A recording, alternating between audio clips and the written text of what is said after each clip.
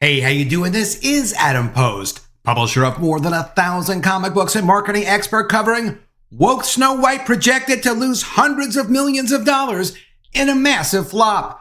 And this movie and this company absolutely deserves it. No one asked for this movie.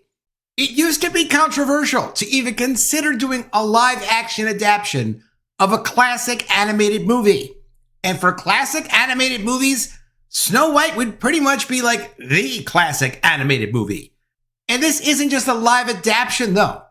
This is a blatant attempt, like they did with The Little Mermaid, to reinvent a classic character with a diverse DEI cast member. I'm not saying the girl can't sing. I'm sure she's a great singer. I'm saying they knew exactly what they were doing when they were doing this. They were doing it to please themselves, not to please audiences. And when you get so self-indulgent that you do everything just to please yourself, it doesn't matter how creative you are. You lose sight of trying to take care of the customer and keep the customers inspired. And speaking of inspiration, Disney has been an inspiration for business people and creative people for decades on top of decades. Not lately, but directly prior to all of these changes they've made, destroying their classic franchises, their brands, and all the other ones they acquired, trying to update them for what they call modern diverse audiences. It really has been a major loss to American culture, and it was completely unnecessary. Up until recently, people would not do things like this in industry unless they were doing it just for greedy purposes, to make lots of extra money.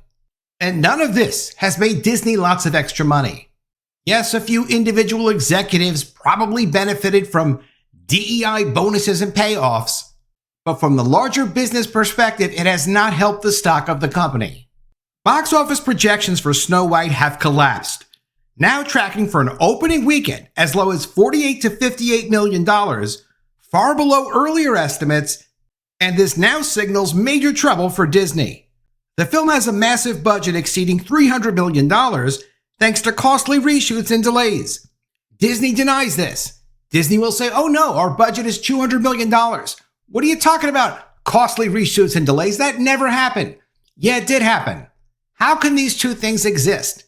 And I had somebody recently ask me on X, who's been following the channel for a while, what is it with these numbers? How can they just openly lie about numbers or tell you the number is this when the number is really a lot more than this? And the answer is they're not reporting the number in a direct way, like in a public corporate filing of what the cost was for the production of a movie, including all of the reshoots. In addition to that, they're not accounting for overhead in those numbers, not really. So what about all the Disney offices? What about all the Disney executives? What about Bob Iger's salary and everyone else that works for Disney that in one way or another contributed to making a movie? We don't get to see those numbers. And beyond that, even if they were reporting exact numbers, and they do some of this kind of reporting in the UK, because the UK gives them massive tax rebates, you can see more details, but you can't see the exact numbers because they have additional ways of moving numbers around. For example, how are you going to expense the advertising on ABC when they own ABC? You can just put a direct number and say, we spent all this money advertising on ABC, but we made a profit when we put that on ABC, and that's really on the ABC side and not on the Disney side when we're releasing a movie. And for the streaming service, we gave it this value when we put it on the streaming service, but when it eventually goes to cable, we're going to give it that value. There are some accounting principles, but I promise you, just like every other public company, and maybe even more than every other public company because they have unique situations over at Disney, they can mess around with their numbers.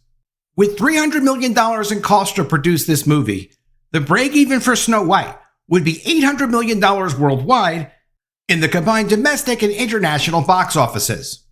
Disney previously hyped the film as a bold reimagining, but is now backtracking to nostalgia marketing. Recent trailers for this movie heavily feature footage from the 1937 original. Why would you show animation from the 1937 original? Is this the animated movie? No, it is not, because you want the positive association. And if I was in the situation that they were in, and I don't think I ever would have gotten into that situation, but if I was in that situation and I was incredibly concerned, I would say, you know what? Even if people don't like that animated piece, stick it in there because we've got to break this association with Rachel Zegler Because of course she's been so mouthy and so destructive and so unhinged on social media. She's created a major problem for this movie. And not just for the movie, because the negativity from Rachel Zegler has extended to the rest of the Disney company. And for anyone else serious in business, we wonder and say, how is it that you let her run around on the loose like this? She said one crazy thing. Maybe you could never anticipate that. But after somebody says one crazy thing that represents your company in a big way, you can have a sit down with them and say, look, we can't have you ever do this ever again. So either give up control of your social media account, don't say anything in public, go see a therapist, go get some media training, or we're going to find a way to sue you or make your life miserable. And there are nicer ways of saying that, but essentially, how could you not say that, Disney? Rachel Zegler's past comments calling the original movie dated and the prince a stalker angered Disney's core audience. Many fans have rejected the film outright. Disney has cut Zegler's screen time and promotional material and trailers by nearly 50%, shifting focus to Gal Gadot's Evil Queen. This is a desperate attempt to salvage the movie. The marketing campaign has been inconsistent, first promoting feminism, then shifting to a nostalgia-heavy approach. And this mixed approach has confused audiences even more, rather than actually creating interest in the film. Which, of course, is the agenda when you're trying to market something, creating interest in what you're trying to sell. Disney's past live-action remakes have struggled, with The Little Mermaid making only $560 million globally, despite a strong opening. And crucially, The Little Mermaid did terribly internationally. Why did it do so bad internationally? I don't know, but people didn't like what they presented. And the numbers don't lie. It's the diversity thing. People internationally really were offended by it. You'd think, why would they care? But they cared. Right now, Snow White looks even worse in comparison to The Little Mermaid. Hollywood analysts say Disney is desperate to salvage this film, but industry insiders are predicting a massive flop. Some suggest it may go down as one of Disney's worst financial failures. Could this be like the Marvels? Yes, it could. I can't predict that. I don't know what's going to happen with it, but it's not going to be good.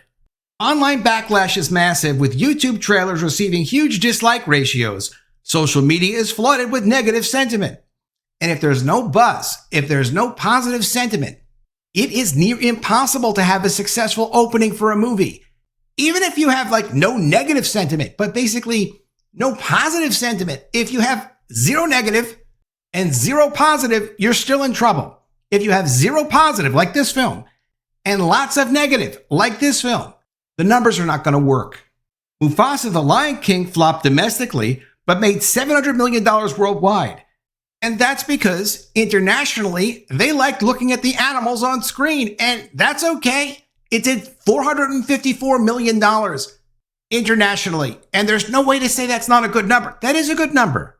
Are the same audiences that went to see Mufasa because they like to look at animals in CGI on movie screens going to watch Snow White? Probably not. Doesn't sound like the same kind of audience, but you never know. But no, they're not going to. And of course, unlike Mufasa the Lion King, Snow White is not a sequel of a very well-known animated and live-action movie. Giving Rachel Zegler a live microphone for press interviews could further damage the film, as she has a history of controversial remarks. Every public statement is a potential PR disaster for Disney.